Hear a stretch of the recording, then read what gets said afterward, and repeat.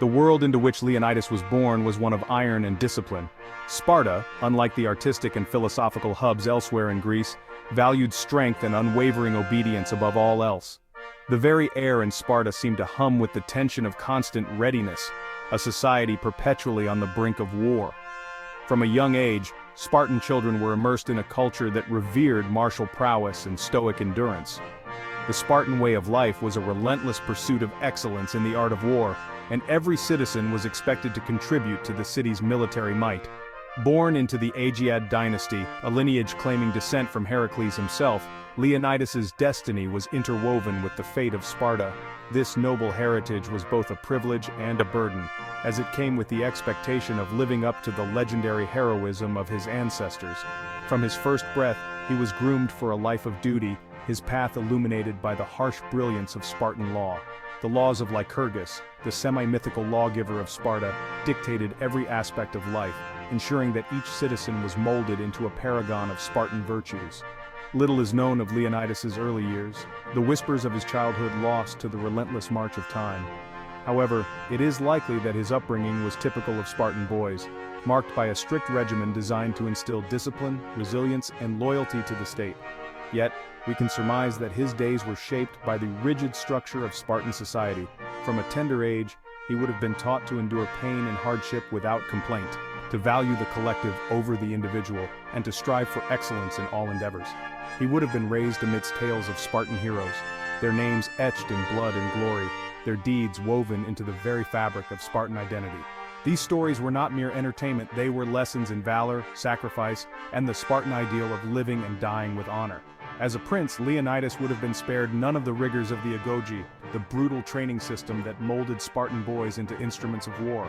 The Agoge was a crucible of physical and mental endurance, designed to weed out the weak and forge the strong into elite warriors. The Agoge was not for the faint of heart. It demanded absolute dedication and resilience, pushing young boys to their limits and beyond. They were taught to survive with minimal resources, to fight with unyielding ferocity, and to remain loyal to their comrades and their city. It was a crucible from which emerged warriors of unparalleled skill and unwavering loyalty, their spirits tempered in the fires of hardship. These young Spartans, including Leonidas, were expected to embody the very essence of Spartan strength and discipline, ready to defend their homeland at any cost. Under the watchful eyes of seasoned warriors and elders, Leonidas and his peers would have learned the importance of unity and strategy. They were not just trained to fight, they were trained to think, to lead, and to inspire others with their courage and resolve. The rituals and traditions of Sparta were deeply ingrained in their daily lives, reinforcing their commitment to the Spartan way. From the Crypteia, a secret police force of young men, to the communal messes where they dined, every aspect of their existence was a testament to their dedication to the state. As Leonidas grew, he would have been increasingly aware of the weight of his heritage and the expectations placed upon him. The stories of past battles and the valor of his forebears would have served as both inspiration and a constant reminder of the legacy he was destined to uphold. Ultimately, Leonidas's early life was a preparation for the role he would one day assume as king. His journey from a young prince to a legendary leader was marked by the trials and tribulations that defined the Spartan experience, shaping him into the iconic figure history remembers today. The Agoge was more than just physical training, it was an all-encompassing education in Spartan values. It was a rigorous system designed to mold young boys into the ultimate warriors, instilling in them the virtues of discipline, endurance, and unwavering loyalty to their city-state. From the tender age of 7, Spartan boys were torn from the comfort of their homes and thrust into a world of relentless discipline and competition. This early separation from their families was intended to foster independence and resilience, key traits for any Spartan warrior. They were taught to endure pain, to value duty above all else, and to face death without flinching. The training was brutal, designed to push them to their physical and mental limits. They learned to survive on minimal rations, to withstand harsh weather, and to fight through injuries. Their days were consumed by physical training, learning the art of warfare, and mastering the use of the sword and shield. They practiced combat skills tirelessly, honing their abilities to perfection. Every movement, every strike, was drilled into them until it became second nature. They were taught to fight as a single, cohesive unit, their movements as synchronized and deadly as the gears of a well-oiled machine. The phalanx formation, a hallmark of Spartan military strategy, required absolute coordination and trust among the soldiers. But the Agoge was not just about physical prowess, it was about forging the mind and spirit as well. The boys were subjected to intense mental training, designed to sharpen their strategic thinking and problem-solving skills. Spartan boys were subjected to rigorous mental challenges, taught to think strategically, to anticipate their enemies' moves, and to exploit any weakness. They learned the art of deception, the importance of intelligence, and the value of cunning in warfare. They were also instilled with a deep sense of loyalty to Sparta, a loyalty that transcended even the bonds of family. This unwavering allegiance was the cornerstone of Spartan society, ensuring that every citizen was willing to sacrifice everything for the greater good of their city-state. The Agoge was not just a training program, it was a way of life, a relentless pursuit of excellence that defined what it meant to be Spartan. The details of Leonidas' ascension to the throne remain shrouded in the mists of time. What is clear is that he ascended to the throne during a period of relative peace for Sparta.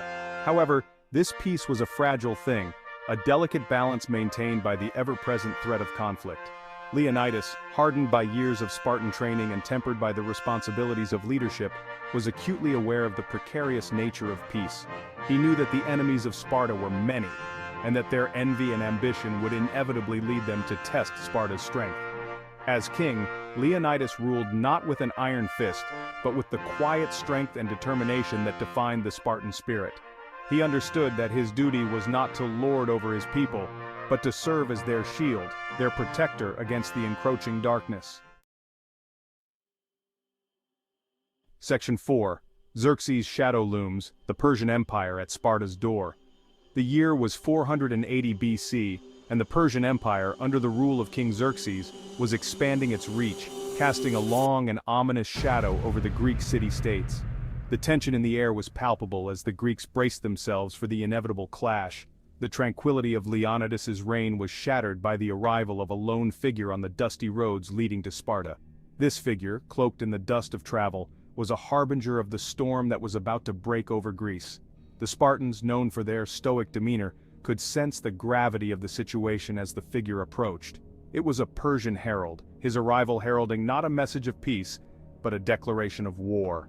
The herald, with a stern and unyielding expression, conveyed the message of his emperor, a message that would send ripples of fear and defiance through the heart of Sparta. Xerxes, the self-proclaimed king of kings, had set his sights on Greece, and he would brook no opposition. His ambition knew no bounds, and his court was filled with advisors and generals who shared his vision of a vast empire stretching across continents. The Persian king, adorned in royal attire, exuded an aura of invincibility as he planned his conquest. The Persian Empire, a vast and sprawling realm stretching from the Indus River to the Aegean Sea, was a force unlike any the Greeks had ever faced. Its sheer size and the diversity of its people and resources made it a formidable adversary. The Greeks, with their fiercely independent city-states, were now confronted with the might of an empire that seemed almost limitless in its reach. Xerxes, fueled by the legacy of his father Darius and driven by an insatiable thirst for conquest, commanded an army of unprecedented size and ferocity. This army, composed of warriors from every corner of the empire, was a testament to the organizational prowess and military might of Persia. The sight of this vast force, marching with precision and purpose, was enough to strike fear into the hearts of even the bravest warriors. The herald, his voice laced with the arrogance of his emperor, delivered a simple message: submit or be destroyed. His words, though few, carried the weight of an empire behind them.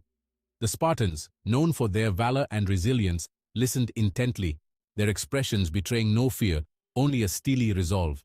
He demanded earth and water, ancient tokens of submission, as a symbol of Greece's acquiescence to Persian rule.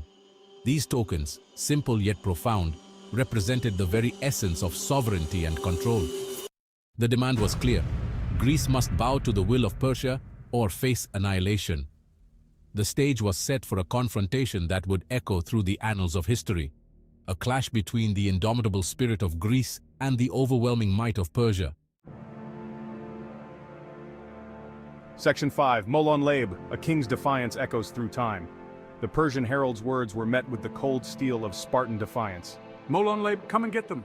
This act of defiance was not merely a refusal to bow to Persian might. It was a declaration of Sparta's unwavering commitment to freedom. It was a line drawn in the sand, a challenge issued to an empire that believed itself invincible. The die was cast. Sparta, under Leonidas's leadership, would stand as a bulwark against the Persian tide. They would fight not just for their own survival, but for the freedom of all Greece.